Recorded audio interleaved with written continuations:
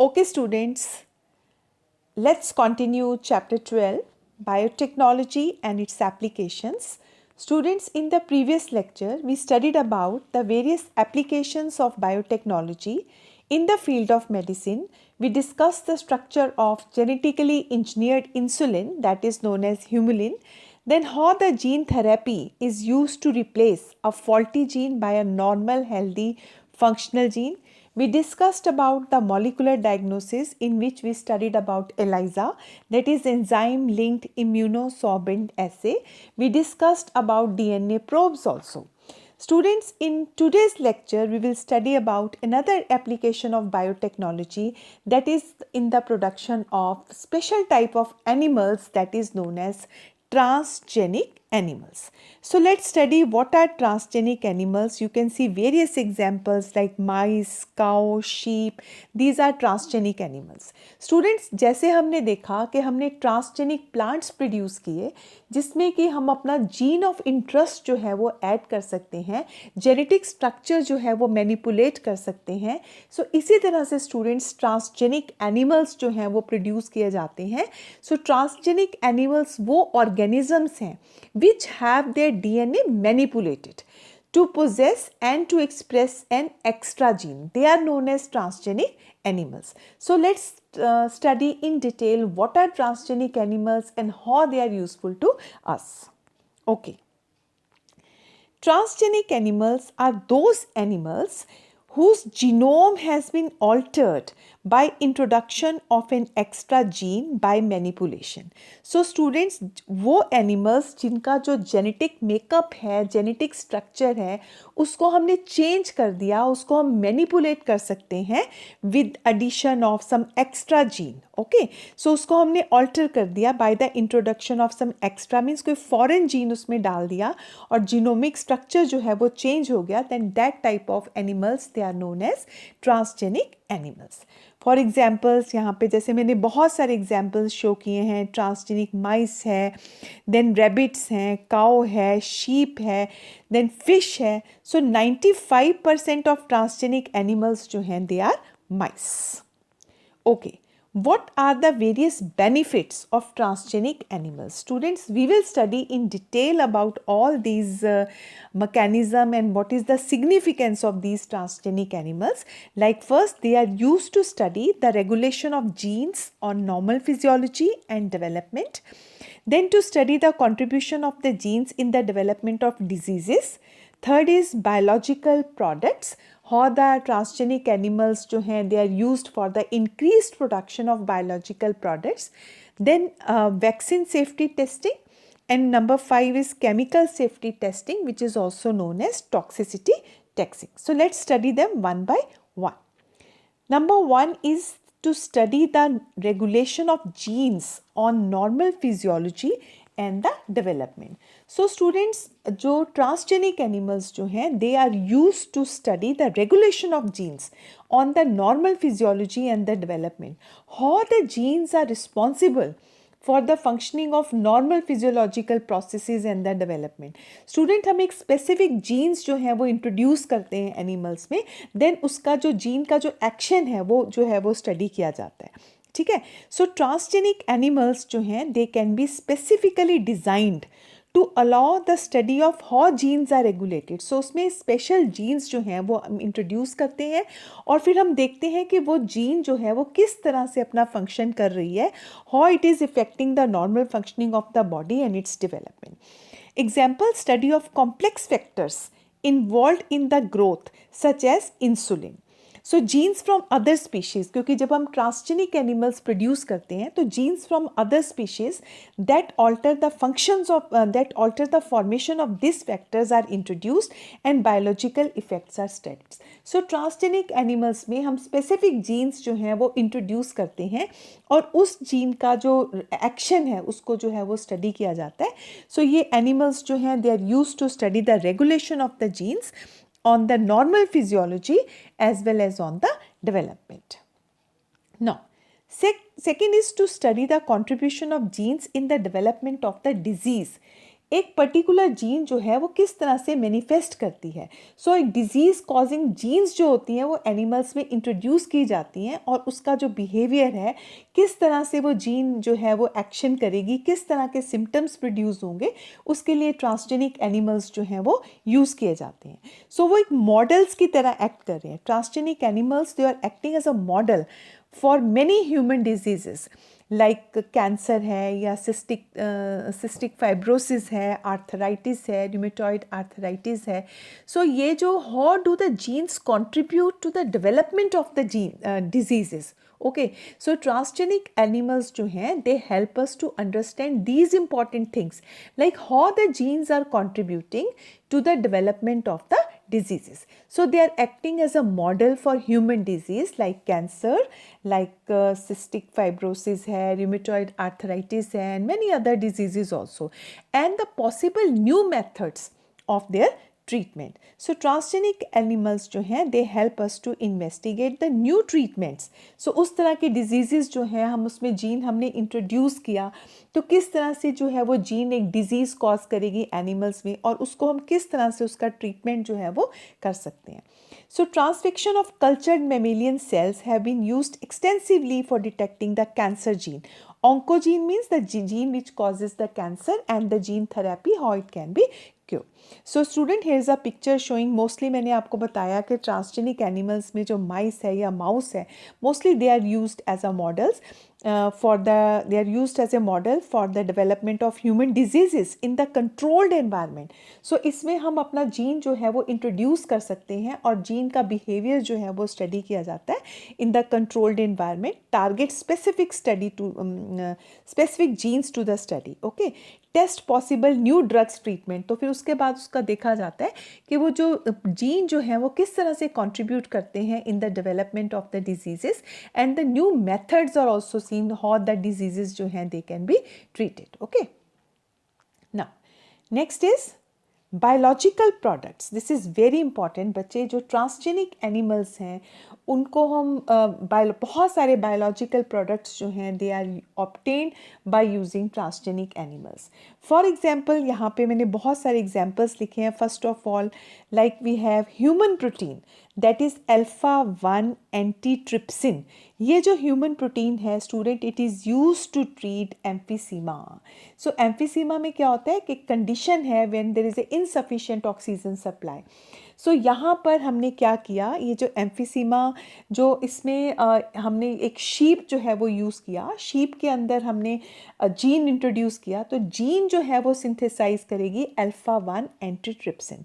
ठीक है, so it is use to treat emphysema. तो व्हाट वी गेट, हमने जीन उस शीप में वो जीन ट्रांसफ़र किया और जो शीप का मिल्क है we will give that milk to the individual and that is use to cure the emphysema. So this is how the biological products जो हैं we are there is a increase production of biological products with the help of these transgenic animals, right. Then next is the products for the treatment of phenylketonuria या cystic fibrosis हैं। Transgenic sheep with genes like CYSE, CIS-E and CIS-M, ये दो genes हैं which are produced in the transgenic sheep। ठीक है, सो उससे क्या हुआ, ये जो ट्रांसजेनिक शीप हैं उनके पास ये जीन्स हैं CIS-E and CIS-M। Actually these genes are coding for enzymes, so special enzymes के लिए वो कोड करते हैं। और ट्रांसजेनिक शीप जो है उसमें वूल जो प्रोडक्शन है, जो वूल प्रोड्यूस करते हैं, that is far more better as compare to non transgenic genes, because ये जो दो इंजाइम्स हैं, स्पेशली जो जीन्स की हम बात कर रहे हैं CIS-E and CIS-M, these two genes they are responsible for the production of two enzymes which are essential for the biosynthesis of amino acids which are involved in the formation of the wool. So ये जो wool production जो है that is better as compared to wool which is produced by non transgenic sheep. Okay students, so इस तरह से हम transgenic animals जो हैं वो हमको डिफरेंट बायोलॉजिकल प्रोडक्ट्स को प्रोड्यूस करने में हेल्पफुल हैं। Then 1997 में first transgenic cow, and this is also important, the name of the cow is Rosie. So 1997 में first transgenic cow named is Rosie and that was produced, और उसमें क्या था, human alpha lect albumin gene was produced. सो ये important है, human alpha lactalbumin gene was produce. So जो milk of transgenic cow जो था that contained about 2.4 grams of human proteins, right, per liter of the milk, and this was found to be nutritionally एक balanced product है for the human babies. So sometimes students is a problem, जो mother हैं वो अपने जो babies हैं उनको normally lactate नहीं कर सकते या कुछ वहाँ पे problem है, तो उसका जो एक substitute है that is cow's milk. तो हमने काउ मिल्क प्रोड्यूस किया with human alpha lactalbumin gene, ठीक है। सो ये जो काउ मिल्क है it has 2.4 grams of human proteins per litre of milk, and it is a nutritionally बहुत अच्छा है, न्यूट्रिशनली बैलेंस प्रोडक्ट है for the human babies, right? So such human milk proteins जो हैं वो they can be extracted and they can be used pharmaceutically also. So this is how the transgenic animals, they are playing a very important role in the increased production of various biological products. Okay. Now so you can see this, मैंने अभी आपको emphysema के बारे में बताया कि किस तरह से जो शीप है, शीप के अंदर हम एक जीन इंट्रोड्यूस कर सकते हैं और वो जीन जो है वो अल्फा 1 एंटीट्रिप्सिन जो है वो सिंथेसाइज करेगी और it is use to treat emphysema. So एक कंडीशन है, देखो आप ये नॉर्मल और एक डिजीज लंग्स देख सकते हो। So when there is a insufficient supply of the oxygen to the tissue, तो हमारे पास जो है ट्रांसजेनिक शीप है और उसका जो मिल्क है वो हम इंडिविजुअल को देते हैं और ये प्रॉब्लम जो है वो क्योर हो सकती है। Then this is transgenic cow. Just now I was discussing about the Rosie, which is the first transgenic cow which was produced in the year 1997. So ये Rosie है, तो इसमें हम human alpha lect albumin जो gene है वो इसमें introduce कर सकते हैं और जो इसके अंदर स्टूडेंट्स हम जो है वो स्पेशल ट्रांसजेनिक काउ है जो कि ह्यूमन प्रोटीन्स प्रोड्यूस करेगी। Then this is transgenic sheep, जिसमें कि हम बेटर वूल जो है वो प्रोड्यूस करती है, वूल प्रोडक्शन जो है that is far more better in this transgenic sheep as compared to the non-transgenic sheep. Okay. Then next is the vaccine safety test. Transgenic mice. So vaccine safety की जब हम बात करते हैं तो वैक्सीन्स को बच्चे ह्यूमंस को देने से पहले उसको एनिमल्स जो हैं उसके ऊपर टेस्ट किया जाता है। सो यहाँ पर हमारे ट्रांसजेनिक एनिमल्स जो हैं वो इम्पॉर्टेंट रोल प्ले करते हैं for vaccine safety test. So transgenic mice जो हैं they are first to be used as laboratory animals to test the efficiency of some newly discovered vaccine before it is used on the human beings. So human beings पे use करने से पहले हम जो है vaccines उनकी testing की जाती है on the animals, जैसे पोलियो वैक्सीन है। अगर वैक्सीन्स जो हैं they are found to be satisfactory हैं या रिलायबल हैं on mice, then they are tested on the monkeys because monkeys are very much closely related to the man. So transgenic mice जो हैं they are use to test safety of the polio vaccine. If it is reliable, if it is okay, then we can replace the use of monkeys। ठीक है, अगर वो positive हमें result देगा then we can use it safely on the humans. Okay, next is chemical safety testing, which is also known as toxicity testing.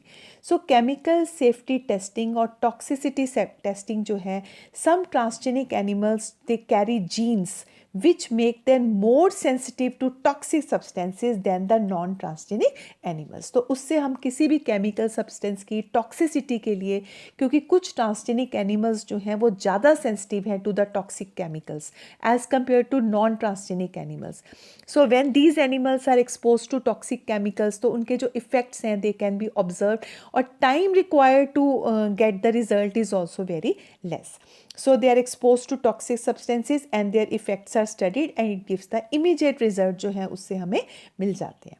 So students हमने देखा कि किस तरह से जो हमारे ट्रांसजेनिक एनिमल्स हैं which are produced with the manipulation of the DNA, so किस तरह से हम वो डिफरेंट उनके रोल्स हैं वो हमें ट्रांसजेनिक एनिमल्स जो हैं they are used in the study of different disease, in the gene therapy and for increase production of biological products and then for studying of to study the normal physiology and the development, कैसे हम gene regulation हो रही है उसको study करने के लिए for vaccine safety and also for chemical safety testing, which is also known as toxicity testing. So different transgenic animals are used. Okay students, now let's start another topic which is known as ethical issues. Ethical issues और bio ethics जो हैं students, जब हमने transgenic animals की बात की तो हमने देखा कि किस तरह से हम एनिमल्स जो हैं उनका जो जेनेटिक स्ट्रक्चर है उसको हमने मॉडिफाई कर लिया। किसी एनिमल का जेनेटिक मेकअप जो है वो हमने उसको मॉडिफाई कर दिया। तो अब उसमें हम कुछ एथिकल इश्यूज हैं कि अगर हम किसी चीज़ का जेनेटिक स्ट्रक्चर जो है या जेनेटिक मेकअप जो है वो चेंज करते हैं तो इज़ इट सेफ, या उसके कुछ साइड इफ़ेक्ट्स भी हैं, तो क्या हमें वो करना चाहिए, या हमें उसको करने से किस तरह के साइड इफ़ेक्ट्स होंगे, या वो ह्यूमंस के लिए बेनिफिशियल होगा। तो this is called, there are some ethical issues which are associated with it. Okay students, so what are ethical issues? Ethical issues is genetic modification may cause unpredictable results when such organisms are introduced into ecosystem. Students, जब हम actually biotechnology में जब हम सारी researches करते हैं तो उसमें जो कुछ इफ़ेक्ट्स होते हैं वो पॉजिटिव इफ़ेक्ट्स होते हैं जो कि हम मैनकाइंड की वेलफेयर के लिए यूज़ कर सकते हैं, बट समटाइम्स जो है वो उसका नेगेटिव इफ़ेक्ट भी होता है तो उसको हम अनएथिकल कहते हैं। फॉर एग्जांपल स्टूडेंट, अगर हमने कोई न्यू वैक्सीन है, उस वैक्सीन की टेस्टिंग के लिए सपोज हम माइस यूज़ कर रहे हैं, अगर तो माइस के ऊपर उसका रिजल्ट जो है वो पॉजिटिव रहेगा तो हम उस वैक्सीन को ह्यूमंस की वेलफेयर के लिए यूज़ करेंगे, तो वो एथिकल है। बट समटाइम्स अगर माइस जो है वो मर गया या माइस के ऊपर उसका जो इफ़ेक्ट है वो नेगेटिव हो गया तो वो अनएथिकल हो जाएगा। हम एक एक्चुअली एक लिविंग ऑर्गेनिज्म को हम जो है हमने किल कर दिया या उसको हमने हार्म पहुंचाया तो वो अनएथिकल होगा। तो समटाइम्स जब हम जेनेटिकल मॉडिफिकेशन जो है उनसे अनप्रिडिक्टेबल रिजल्ट्स हो जाते हैं when it is introduced into the ecosystem. So इसके लिए इंडियन गवर्नमेंट जो है उसने एक कमिटी सेटअप की है that is known as GEAC। Student, it is a very important term, you must learn it. GEAC का फुल फॉर्म है जेनेटिक इंजीनियरिंग अप्रूवल कमेटी।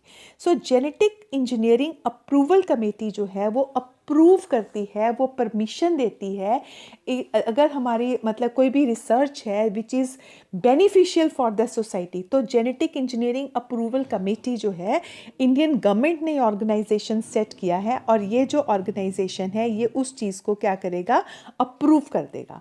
अगर कोई चीज़ जो है वो ह्यूमन वेलफेयर के लिए नहीं है, सेफ नहीं है, तो जेनेटिक इंजीनियरिंग अप्रूवल कमेटी जो है उसके अगर पॉजिटिव इफ़ेक्ट्स नहीं हैं तो वो उसको अप्रूव नहीं करेगी।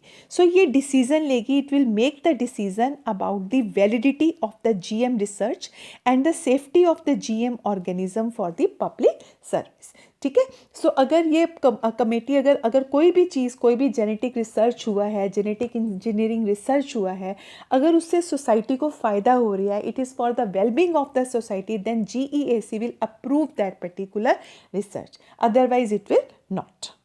Okay, now next is biopiracy. So students, what is biopiracy? Biopiracy का मतलब क्या होता है कि अगर हम जैसे स्टूडेंट्स यहाँ पर आप देख रहे हो कि हमें ऐसे लग रहा है कि एक्चुअली ये एक तरह का लीगलाइज्ड स्टीलिंग है। ओके, ये स्टीलिंग है एक तरह की जो कि लीगलाइज्ड है। So it is the use of bio resources by multinational companies and other organisation without proper authorisation from the countries and the people concern.